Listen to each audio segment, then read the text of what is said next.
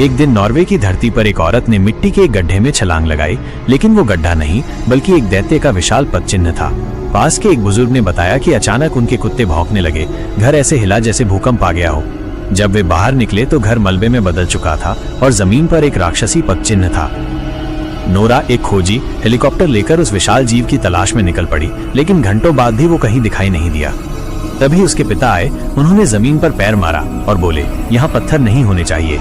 और तभी पीछे रखा एक पत्थर अपनी आंखें खोल देता है। जमीन कांप उठती है और एक पहाड़ जैसा शरीर खड़ा हो जाता है।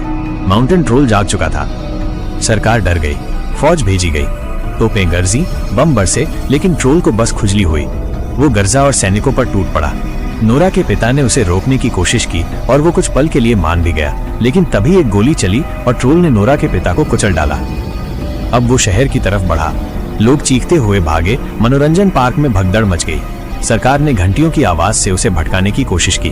कुछ देर के लिए वो रुका, लेकिन गुस्से में उसने 3 हेलीकॉप्टर तोड़ डाले। तभी एक छोटी बच्ची उसके सामने आ गई। सबको लगा अब उसका अंत है, लेकिन ट्रोल उसे बचा लेता है। क्या ये सच में राक्षस था या कोई गलतफहमी? नोरा को पिता की बात याद आई। वो शहर नहीं, अपना घर खोज रहा है। गुफा में हड्डियों का ढेर उसका असली आश्रय था। नोरा ने यूवी लाइट्स का जाल बिछाया, जिसमें ट्रोल फंस गया और उसका शरीर जलने लगा। सैनिक खुश हुए, लेकिन नोरा चीख पड़ी, नहीं, ये दुश्मन नहीं, प्रकृति है। उसने स्विच बंद कर दिया और कहा, पहाड़ों में लौट जाओ। लेकिन बहुत देर हो चुकी थी। सुबह का सूरज निकल चुका था। सूरज की पहली किरण पड़ते ही ट्रोल पत्थर में बदल गया। क्या यही उसका अंत था या ये सिर्फ एक शुरुआत थी?